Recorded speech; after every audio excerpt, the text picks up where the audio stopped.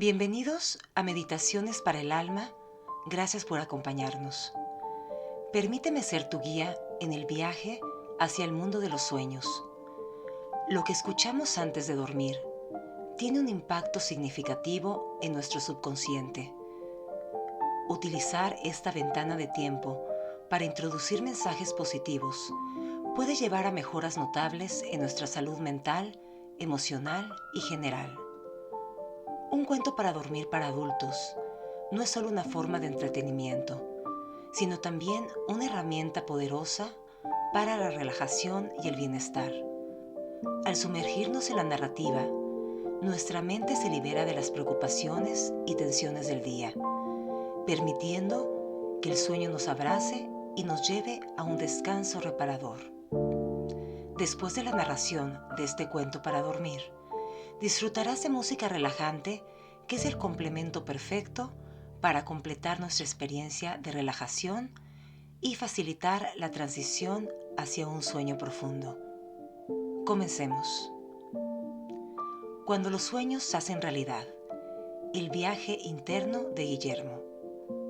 Guillermo creció en una familia de clase media en un barrio tranquilo de la ciudad. Desde pequeño, sus padres lo alentaron a perseguir sus sueños, apoyándolo con amor y brindándole una buena educación. Guillermo tenía muchos sueños.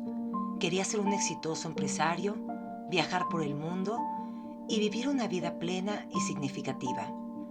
A pesar de su esfuerzo constante, sus sueños siempre parecían esquivarlo. Después de graduarse de la universidad con honores y obtener un buen trabajo en una empresa reconocida, Guillermo se encontraba en una encrucijada. A pesar de seguir todas las reglas establecidas y hacer su mejor esfuerzo, no lograba sentir que sus sueños se estaban realizando. Sus días se llenaban de trabajo duro y noches de insomnio, con una constante sensación de frustración que lo acompañaba. Un día Guillermo estaba sentado en su sofá reflexionando sobre su vida. Se había esforzado mucho para alcanzar sus metas, pero en varias ocasiones, a pesar de su arduo trabajo y dedicación, no había logrado lo que deseaba. Recordó un partido de fútbol de cuando estaba en la preparatoria. Guillermo y su equipo se habían preparado intensamente durante meses. Practicaban todas las tardes, analizaban estrategias y se aseguraban de estar en la mejor forma física posible. El día del partido, se sentían invencibles. Sin embargo, a pesar de su preparación, perdieron el partido por un gol en el último minuto. La derrota fue devastadora y dejó a Guillermo sintiéndose impotente y frustrado.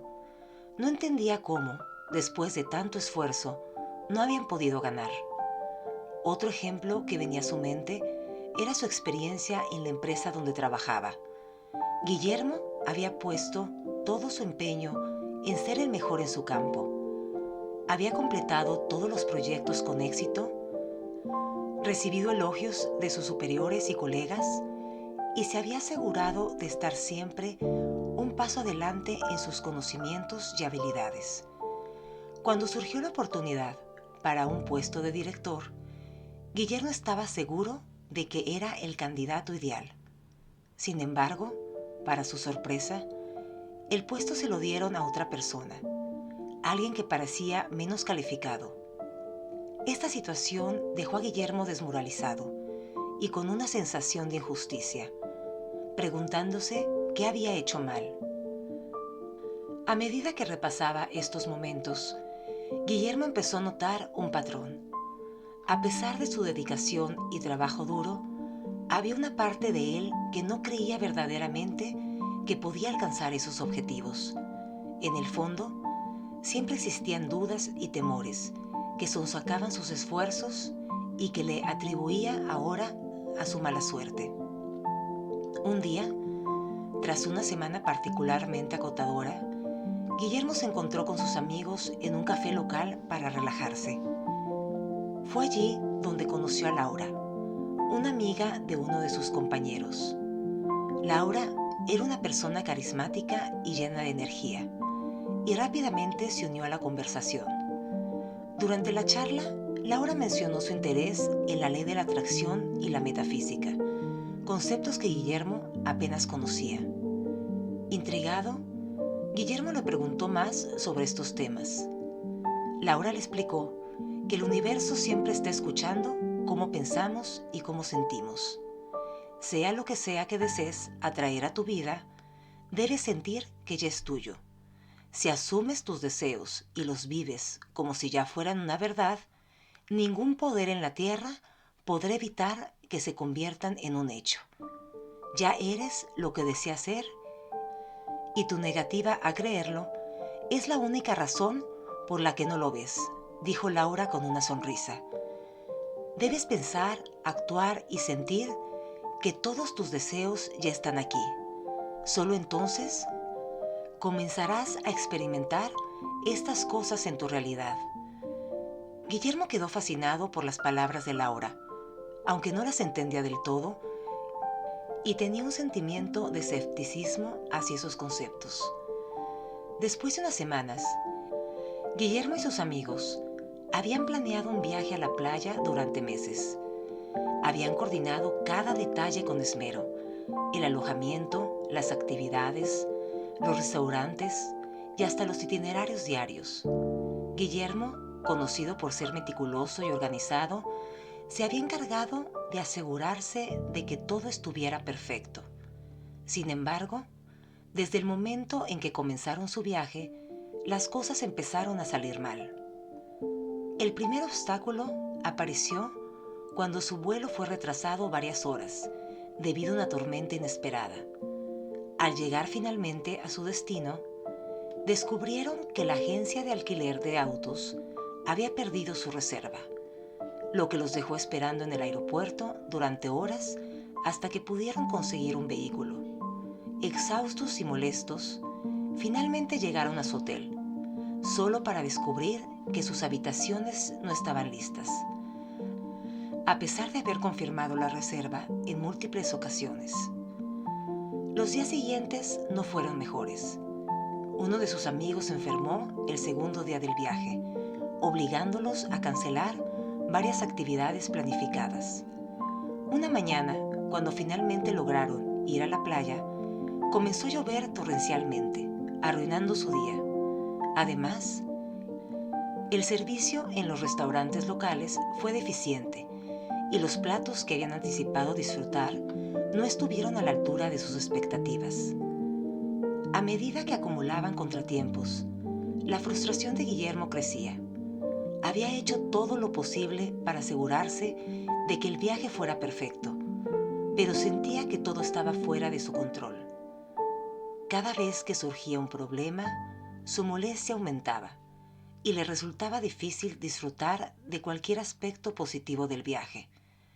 Sus amigos intentaban animarlo, pero él no podía dejar de pensar en todos los problemas y en cómo todo estaba saliendo mal. Cada vez creía más que realmente la mala suerte lo seguía. Una noche, mientras estaban reunidos en el balcón del hotel, uno de sus amigos, Javier, notó la tensión en Guillermo y decidió hablar con él en privado. Guillermo, sé que este viaje no ha salido como esperábamos, pero tenemos que intentar disfrutarlo de todos modos. Estás tan enfocado en todo lo que está saliendo mal que no estás viendo las cosas buenas que aún podemos disfrutar. A veces, las cosas no salen como planeamos, y eso está bien. Tenemos que aprender a adaptarnos y a disfrutar el momento. Las palabras de Javier resonaron en Guillermo. Se dio cuenta de que, en su afán por controlar cada detalle, había olvidado disfrutar del presente.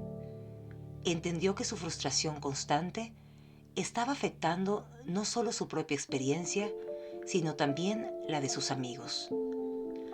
Fue entonces cuando recordó la conversación con Laura. El universo siempre está escuchando cómo pensamos y cómo nos sentimos, había dicho ella. Guillermo comenzó a comprender que, aunque sus acciones eran correctas, sus pensamientos y sentimientos no estaban alineados con sus deseos. se daba cuenta de que en esos momentos cruciales no había actuado como si ya hubiera alcanzado sus metas. Había trabajado duro, sí, pero en su interior una voz de inseguridad siempre lo acompañaba. Una vez que regresó a casa, decidió investigar más sobre el tema y comenzó a leer libros y ver conferencias sobre la ley de atracción. Poco a poco comenzó a entender que, aunque había trabajado duro, en el fondo no creía verdaderamente que sus sueños pudieran hacerse realidad. Sus pensamientos y acciones no eran congruentes con sus deseos. Determinó cambiar su enfoque. Empezó a visualizar sus sueños como si ya fueran parte de su realidad diaria. Cada mañana, Guillermo dedicaba tiempo a meditar, imaginándose a sí mismo viviendo la vida que siempre había deseado. Sentía la emoción de sus logros, el orgullo de su éxito, la alegría de sus viajes y la satisfacción de una vida plena. Con el tiempo, Guillermo notó que su realidad empezaba a cambiar. Las oportunidades comenzaron a surgir de manera inesperada y los obstáculos que antes parecían insuperables ahora se resolvían con facilidad. Su confianza creció y con ella su capacidad para manifestar sus sueños. Al mirar atrás, Guillermo entendió que el verdadero cambio había comenzado dentro de él. La clave no solo estaba en el esfuerzo externo, sino en la creencia interna y en la alineación de sus pensamientos, sentimientos y acciones con sus deseos más profundos. Así Guillermo aprendió que la verdadera manifestación comienza en la mente y el corazón, y que al vivir como si sus sueños ya fueran realidad, había desbloqueado el poder de transformar su vida. Además, empezó a tomar decisiones y acciones alineadas con estos pensamientos. En lugar de solo trabajar duro en su empleo, comenzó a explorar oportunidades de negocio, aprendió nuevas habilidades y se rodeó de personas que compartían su visión positiva del futuro. Dejó de lado sus dudas internas y se concentró en sentirse merecedor de todo lo que deseaba. Los cambios no fueron inmediatos, pero poco a poco Guillermo comenzó a notar diferencias en su vida. Proyectos en los que había trabajado durante años empezaron a rendir frutos y nuevas oportunidades surgieron inesperadamente. Se encontró viajando por lugares que siempre había querido conocer y haciendo conexiones con personas influyentes en su campo. Una tarde, mientras reflexionaba sobre su día, Guillermo se dio cuenta de lo mucho que había cambiado.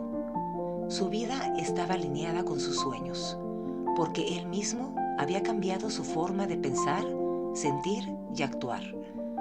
Recordó las palabras de Laura y entendió el poder de la manifestación.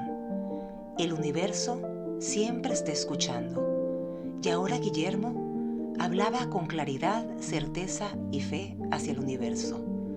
Su realidad se había transformado porque él había transformado su manera de ser. Así, Guillermo descubrió que el poder de manifestar su vida soñada siempre había estado delante de él, esperando ser liberado. Y así, con la mente, el corazón y las acciones alineadas, continuó creando la vida que siempre había deseado.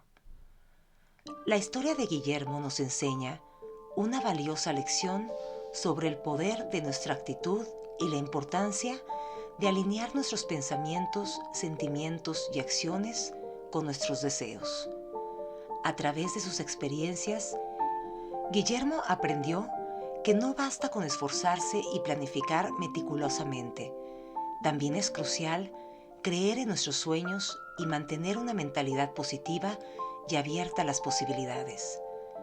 La moraleja de esta historia es que la vida no siempre se desarrolla según nuestros planes y los contratiempos son inevitables. Sin embargo, la forma en que respondemos a estos desafíos determina nuestra capacidad para disfrutar del presente y alcanzar nuestros objetivos. Al enfocarnos en lo positivo, adaptarnos a las circunstancias y vivir como si nuestros deseos ya se hubiesen cumplido, no solo mejoramos nuestra realidad actual, sino también atraemos las oportunidades y experiencias que deseamos. En última instancia, Guillermo descubrió que el verdadero poder de la manifestación radica en nuestra mente y corazón. Al cambiar su perspectiva y alinear sus pensamientos y emociones con sus metas, pudo transformar su vida y experimentar la plenitud y éxito que siempre había anhelado. Esta historia nos recuerda que somos los arquitectos de nuestra propia realidad y que al cultivar una actitud de fe y gratitud, podemos convertir nuestros sueños en realidad. Espero hayas disfrutado la historia y te haya dejado un mensaje positivo en tu interior. Meditaciones del alma para ti. Agradece que nos hayas acompañado. No olvides darle like y suscribirte para más contenido. Dulces sueños.